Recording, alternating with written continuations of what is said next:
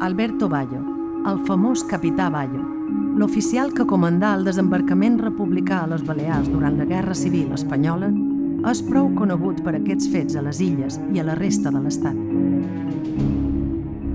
Y cuenta el general Bayo de que él ayudaba al Che porque eso le daba más tiempo para después enfrascarse en unos encarnizados vuelos de ajedrez. Malgrat això, hi ha una part important de la seva vida a l'exili que és totalment desconeguda.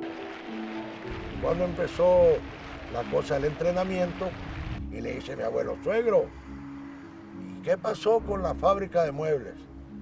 No, Carmen, en la fábrica la tuve que vender para la revolución. La seva rellevant participació en la Revolució Cubana.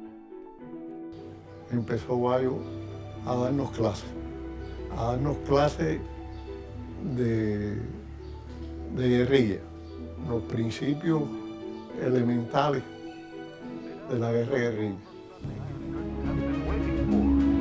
5.5 years after the first Moncada attack, Batista sees the handwriting on the wall and flees the country.